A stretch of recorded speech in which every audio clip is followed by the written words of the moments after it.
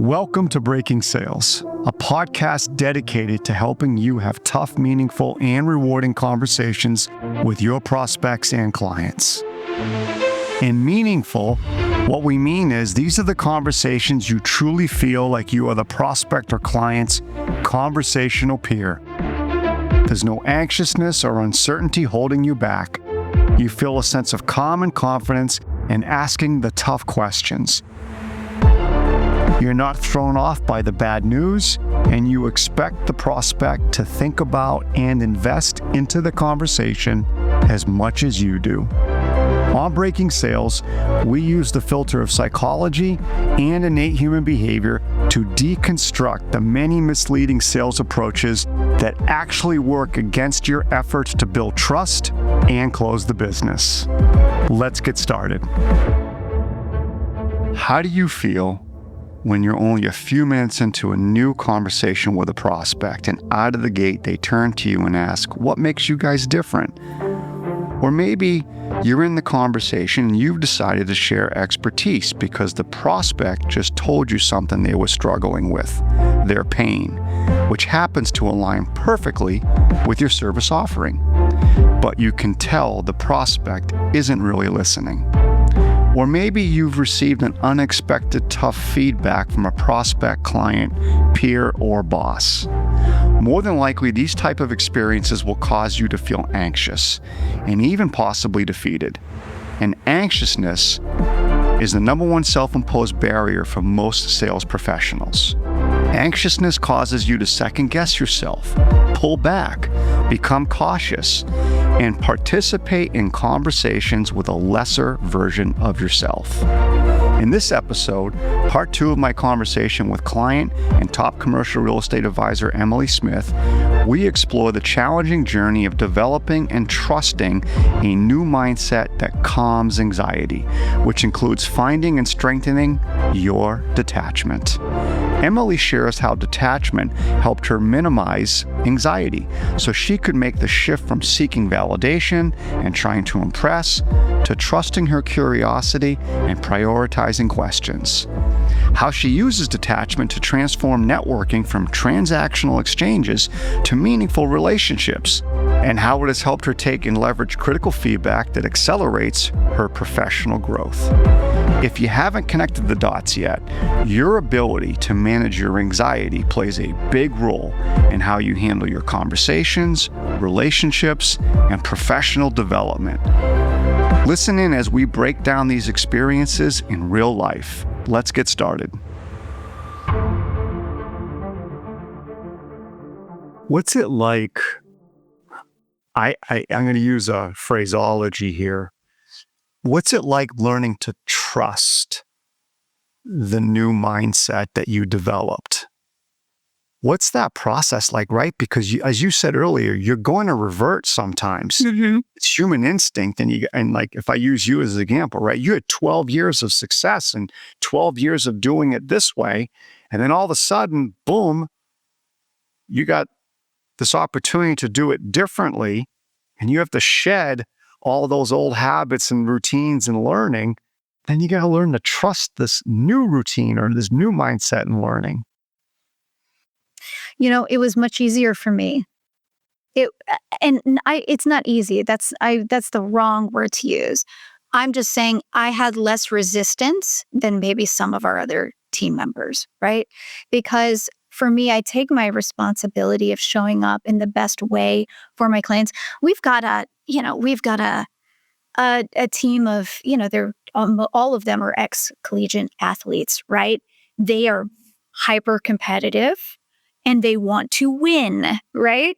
And for me, it was never about that. Mine was always really about helping. I mean, it was not about the money. It wasn't about that. It was really about helping people. And so for me, when I sat there with Pam and she told me, yeah, you've helped people, but you could help them more by doing it this way. I was all in. I was bought in from, day 3, right? So for me, it is a lot of work, but I think I had a lot less resistance to trying these new methodologies. And when I did, I was kind of the case study for the team because Yeah. I had earlier success with clients and we're doing things differently. I mean, there's a perfect example is, I about 6 months after working with Pam, I had a client. This was the height of COVID, right? Everything was chaos. No one had answers. We would say that all the time, right? If LinkedIn or Google can't figure out this return to office deal, how are you supposed to as a 100-person firm, right? So it was a medical association, and they were trying really hard to figure out, okay, are we going to renew our lease and capitalize on this market? Or are we going to buy a building, right? And the old me would have come in and, had the answers and just said, look, buying a building is silly. The rates haven't come down yet. They're not going to come down. The market's not going to shift for 3 years. Let's just forget about all that and focus on this. But instead, I slowed it down and really allowed them to process things. I got curious about things. We weighed all the pros and cons on both sides. I brought all the data to the table. I really stayed very detached and very neutral in that those several meetings that we had. So much so that, they said to me, look, we can't make this decision without you. We're going to fly you to Austin to present to our board of 24 very highly intelligent doctors to present all this information, because they saw me as such a neutral person in this that was helping them. They couldn't make the decision without me. And, sure, your ego's like, oh, amazing. But it really was, for me, the first thought that I'm on the right track here. I'm actually helping them make this decision. And then, we go through that board vote, and it was, 24 yeses, 0 nos to proceed with this one direction. So they could have easily gotten stuck in that. They could have easily sat on that for 3 years, but they were able to make a decision because I showed up as a neutral party, helping get them data, helping them weigh pros, cons, everything. So for me, that was the biggest, So pat on the back of, okay, we're on to something here. We're showing up as our best self. So really good story. And what I'm keying in on, because I know that this is really big for anybody in sales, whether it's management consulting, right? Commercial real estate, commercial insurance, finance, or whatever, right? It's those moments where you have the answers to the test, but you decide to hold. And instead of succumbing to that temptation to validate or whatever it might be because of your expertise and you have the answers, you pull back and you invest in curiosity and questions first. Completely. You nailed it. You nailed it. Because I'll tell you, before Pam and before Laban, we would have deals that would get stalled. And we didn't understand why they get stalled. We have the best solution here. This is a home run. Don't they see that? Right. And it was because we had connected the dots quicker than them, that they hadn't caught up to us. Or there was factor X that factored into that. And we didn't know about that and hadn't taken that into consideration. So deals got stalled, and now, we very rarely have that happen, right? But And to your point, which is a great point on how deals get stalled, a lot of times, it's because there are biases that are potentially also playing a factor, right? Completely.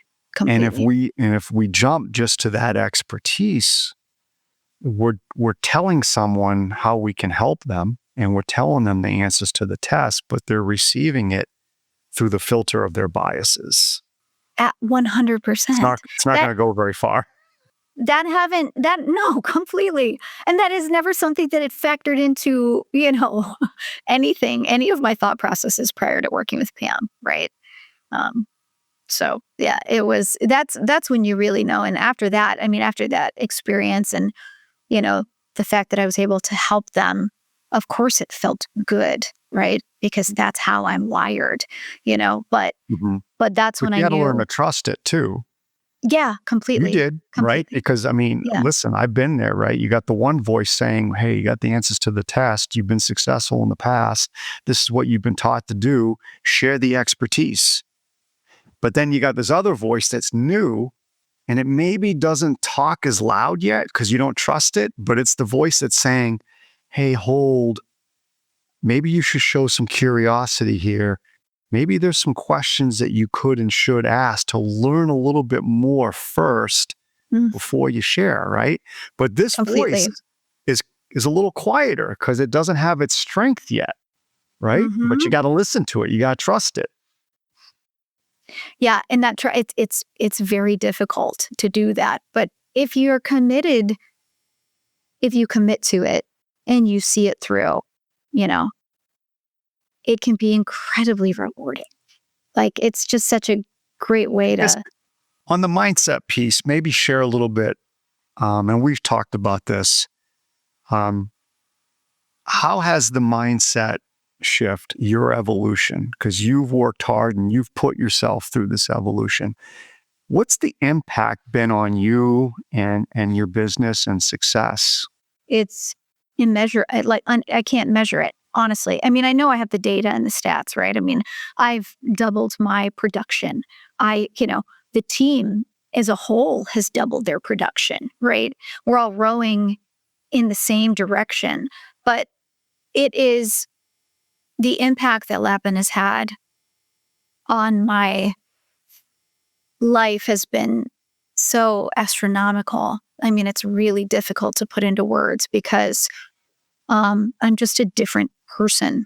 I Can show up you for clients different. And can you share this shift? Because I think you and I talked about it, and I think our listeners would be very intrigued by it. What happened to your anxiety level and struggle level when you started to evolve and strengthen this mindset? I mean, it went to practically zero. Very rarely am I up at night worried about deals, right? Very rarely am I up at night worried about meetings, worried about what's going to happen, trying to control things that just it's just noise and Mm. it's not productive and it's not helpful. I mean, I have very little anxiety about my business. What it's changed for me is I'm to this point now, which is really a fun place to be. It made it fun again, Dan. I mean, it Right. made work enjoyable and rewarding. And, I show up as a better team member. And it's also impacted my personal life because, my personal life, there were times when if work was creeping in and, I would just look at people and I would say, do you not understand what I have going on in my stratosphere right now? And it just, all that has gone away. I really am a uh, better human because of it. I know it's hard for some listeners to grasp that, but I know some will because they're going through the process as you and I speak, where they are strengthening this mindset of detachment, high intent, and abundance, and the mindset and reminder of control what you can control, let everything else go. As crazy as that sounds, right? Yep, I mean, you're a driven person, I'm a driven person. We've had this discussion, but still, you can be driven, but it's learning what to focus on, which is what you can control. Use the drive. Yeah. and if you can control that, I mean, it is just endless possibilities. I know before my year starts, before my, Jan 1, as sales individuals, we all start at zero, right? I know how my year is going to shake out before the year even starts. And that is so freeing that I'm not playing catch up anymore, or I'm not, you know, I don't look at anything as high stakes. I really don't, because nothing truly is. That is all just made up in our mind of what that is, right? And it's not reality. So Yeah. And that's a good point. I mean, for our listeners, you make a really good point that it does seem like high stakes and we're all guilty of it sometimes, of course, yeah, of course, but, but it's not. We make it more high stakes when we start filtering or interpreting what we're experiencing through scarcity. Right? What if this doesn't go my absolutely, way? What if they don't like me? What if they don't see our value, right? That's scarcity, right? What if I screw this up? And then our anxiety increases and it does become high stakes, but then also attachment, right? That filters in totally. too, right? And then before we know it, you're absolutely right. we have intensified something 2 and 3-fold in our brain when we didn't need to. Completely. And that's where the anxiety And comes yeah, from. yeah, Yeah, yeah. completely. And it's a learned process. I will share that with our listeners. It's a learned process, but it's one we all have the ability to get better and better and better at. One of Totally. I tell the yeah, go guys ahead. that all the time, like the less resistance you have to it and can dive fully in and embrace it, I won't say it's easy, but it does become much easier. So, I always remember reading that I think our mind, we can have really one thought at a time. Now, we may have multiple successive thoughts in a row, right? Our mind can stream and go like nobody's business, but really there's one thought at a time. And I remember thinking, you know what? If that's the case, I don't want scarcity to be that one thought. And I don't want attachment to be the one thought. I want it to be either abundance or detachment, I love that. That's such a great way to put that. I love it. because I mean, we do have that choice. We may not control much more than that, but we Yeah, do have that choice. that's a What is great the point. thought? What is that thought going to be? Um, you and I like to get into a little bit on networking, Hmm. you know, and so forth. My understanding is you've worked really hard at it. You've become very good at it, and maybe share a little bit with our listeners, like when you first started, what it was like. Like, give our listeners what that experience was, and then maybe we can work our way toward kind of how it's unfolded and so far, like what it's like today. Yeah. I mean, Dan, I can laugh about it now. I mean, but I could write a book on things not to do, right? I mean, I, I mean, I tried for, yeah, exactly. I tried pretty much everything. And, it, uh, there's a lot of wrong ways to do it. And, I feel like I have had a lot of success and, doing that. But I would say, you know, as someone, I indicated I connect dots quickly, right? Like I love connecting people. I can sit there and think about someone when I'm sitting across from someone and say, oh, you've got to know this person. You guys could easily do business together. And then I'd set up a lunch and I'd bring them together. And I started to get this reputation of you have to get on Emily's calendar. She's an amazing connector. And it became like it was almost like a side gig for me, right? And I think I did a lot of that because, obviously it makes you feel good, if I'm being Yeah, honest, right? it It made does. me feel good to help, right? Maybe there was a little bit of ego in there of like I can make this happen for other people, right? Like our company was really founded on the mentality of the book The Go Giver, that if you could help someone, you should, right? Hmm. We Hmm. are all wired like that here at Bespoke. And so I kind of spent a lot of time doing that. But what I found was it wasn't necessarily reciprocal. I had a lot of people that would all of a sudden started coming to lunch with me that I had never met before. This is our first introduction. And they had my LinkedIn contacts printed out and said, can you connect me to these 5 people? And I'm like, whoa, whoa, whoa. I'm like, we just met. Like, what? It started to feel really transactional and I didn't Yeah, want it. very transactional.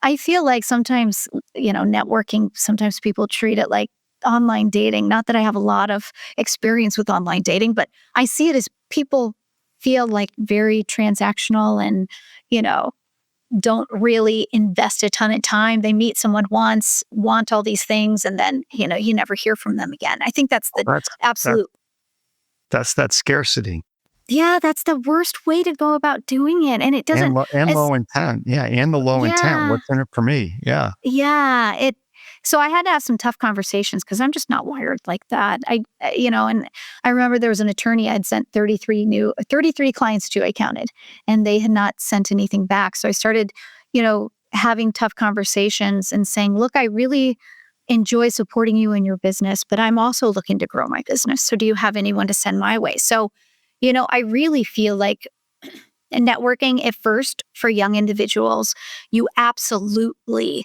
need to be out there and trying to meet people. But remember, these people are human. They have a life they go home to at the end of the day. Like, get to know them as individuals. Don't just come into it with, what can I get out of it? And maybe you have to be the first one to help, right? See how you can help them prior to asking them to help you. So I think As that's, you as you sorry to interrupt, but as you've developed that skill, um, are there things that you look for now that help you determine if the other person is going to reciprocate, or it's kind of a are they going to be benevolent as well?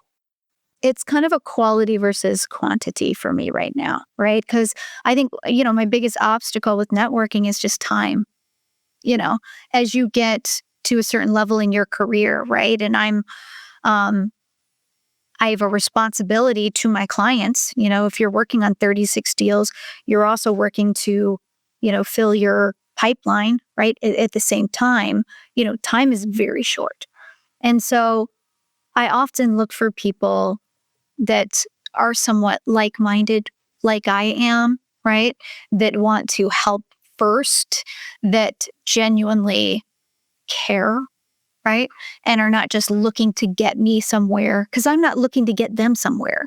I treat networking now very much like I treat, you know, obviously trying to help clients with their real estate. I treat networking the same way. I come in to see, can I help this individual? I want to learn about this individual. I want to get to know them as a person, right? Versus looking at them as, can I get them somewhere, right? And are How they going to be able much? to help me? I mean, I think the benevolence speaks volumes that you're Mm. talking about, and that will always pay off 100%. And I do think, and I would agree with you, there is a point. And if you would have done it even sooner than 33, who could have blamed you? But there is a point that there is such a thing as some kind and maybe even a little bit just reciprocation. So you were very patient with that individual. Yeah, I was, Um, but but I liked him and I thought he was a good person, and yeah, he is a good person, sure, but you sure, know what I sure. mean. Yeah. Those are So, just the lessons we learned along the way, right? I don't let it get that far any longer, but I mean, I always tell folks you got to kiss a lot of frogs sometimes. You do totally. when it comes to networking. When you when you Absolutely look do. when you look at networking now, how much of your effort is one-on-one versus larger group or event? Like how has that shifted over time? It What's that look has. like? Yeah, I would say, I mean, particularly over the last 5 years, right? Um, Most of my networking, I would say, is one-on-one, right? I don't Mhm. I don't go to the broker networking events. I could care less about the broker awards. Like, my ego is checked. I don't need any of that. My networking and time is spent with centers of influence and spent with, business owners on a one-on-one basis, taking them to dinner, getting to know them, not looking for anything from them outside of just developing a real relationship. I would say that's the majority of my time, that and or small group activities. I would say Okay. from a female perspective, right? Networking as a female is very different. I believe sometimes, right? That Yeah, we I, talked it, about that. Yeah. yeah, a little bit. I think the founders of our company have done a very good job of, you know, doing trips to Chichesi, golf outing, getting people together. One, to make connections among the individuals, and it's been very successful for them. But as a female, oftentimes female executives are very burnt out and they don't have a lot of time to spend, right? To try and get them to go on a trip for 3 days is really tough. So I've really focused on, a lot of lunches, things that work in their calendar, being cognizant Mhm. of their time or their, childcare, or they have to pick up their kids at 4 o'clock, whatever that may be, right? But I've also tried to meet them where they are and put together, small 10, 12 person um, women, wellness retreat days and things of that nature. Cause it does give you more time to really get to know someone. You can only do so much over a 50, 60-minute lunch, right? But when you get some real quality time with people that you enjoy spending time with, I also think I've done a pretty good job in the whole networking sphere of, um, I get asked this question all the time, Dan, on panels and speaking engagement: work-life balance and imposter syndrome. And it's Oh, frustrating because really? I all the That's time, all the yeah, time? all the time. I feel like I'm like, here we go again with this question, right? Because I think work-life balance is bullshit.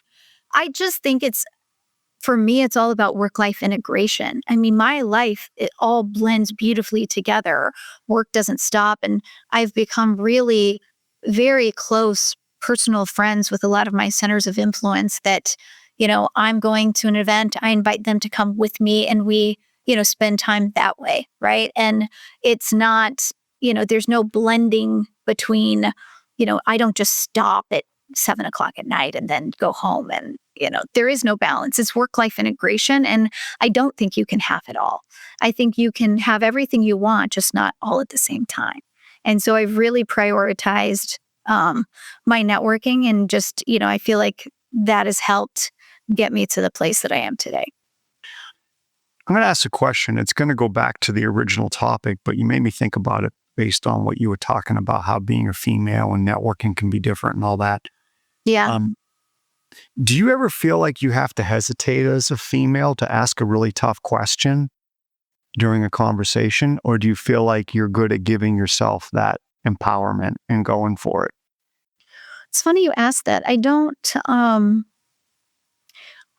ever feel like that in a room anymore. Good. I think Okay. I did early on in my career. I certainly did, where I was like, ooh, I could tell that person, there are people that don't like to be challenged, right? And Right. to be really honest, we have done a lot of work with Lapin and with Pam on understanding who's in the room, Mhm. understanding and reading personalities that may or may not be there.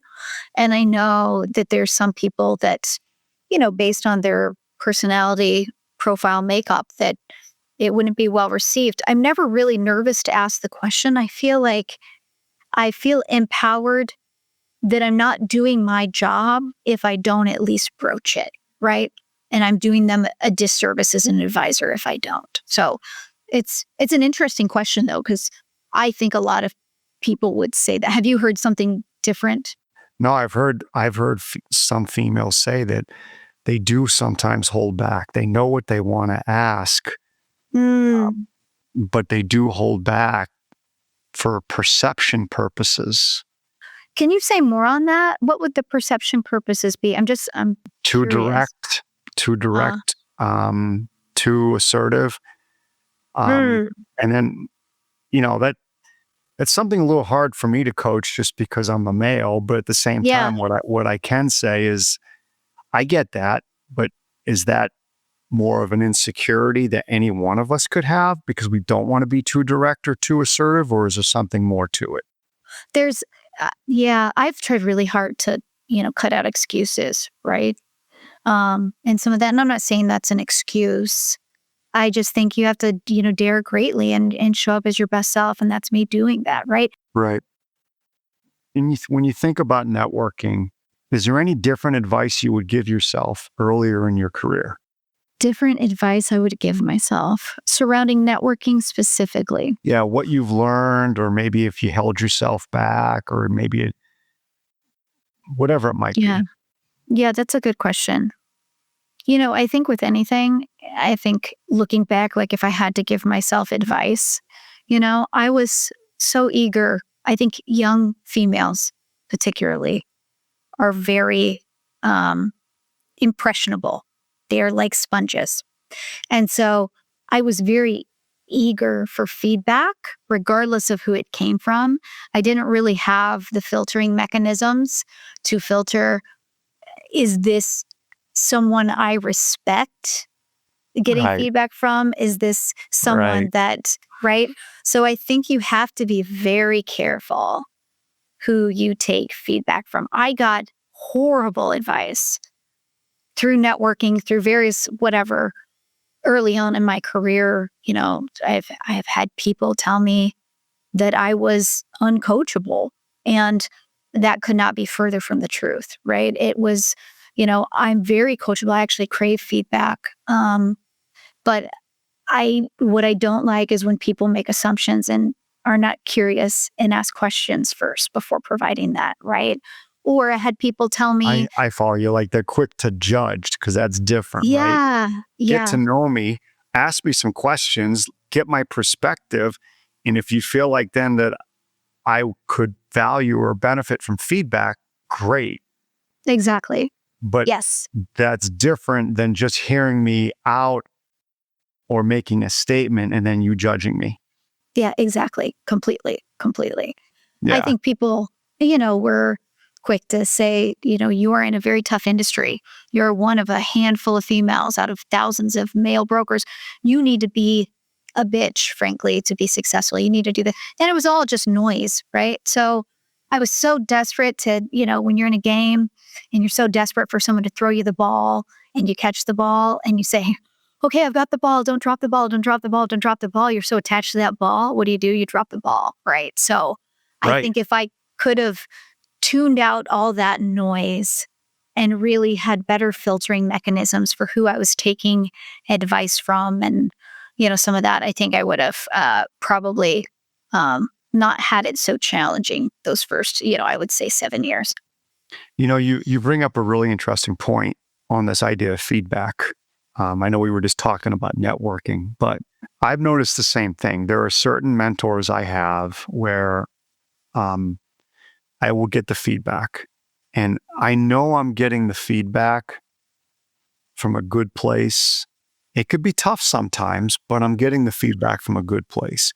Yes. But I've also had experiences where I know I've received the feedback from somebody, maybe even a mentor, from a competitive place where they were somehow feeling I could tell like they were competing with me or something. And I could tell the feedback had an edge to it. Mm, It had a judgment to it, yeah. you know?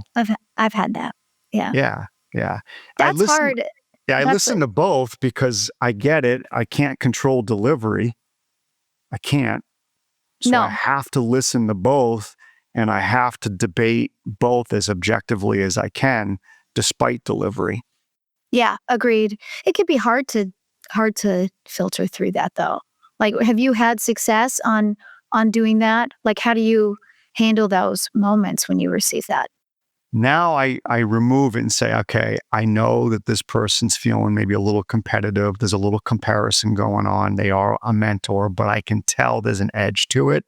However, if I want to be selfish here, and I need to be because it is feedback, I need to let that delivery piece go. And that's what I'll say to myself. Like I'll Let it remind go. myself, Dan, be selfish, take the feedback, listen, think it through, put time into it, be selfish, let the delivery of it go. Yeah. That's a great point. Thank you for that. That helps a ton. Yeah, cuz It's hard though, right? Because we've it all is. been there and it's like, oh, okay.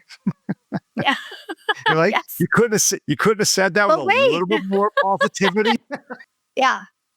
I used to be the person, Dan, that like early in my career, I would, when I would drop the ball that I so desperately wanted, I would go on to tell people, like, look, I'm not an idiot. Here's why I did that and explain the 70 reasons why I dropped, and nobody wants to hear that. That's just excuses at that point, right? That's the way it comes across. But I just was so desperate we for them not to think I was a moron, right? Like, I get what I did wrong and I agree, but here we go. Like, here's why I did it, which is, yeah, Yeah, we've all been there though. yeah, totally. That's a really good point, right? Where, I'm trying to think, yeah, we've all been there. We've all gotten that feedback where we've all probably spent maybe a little too much time explaining why Yeah, completely.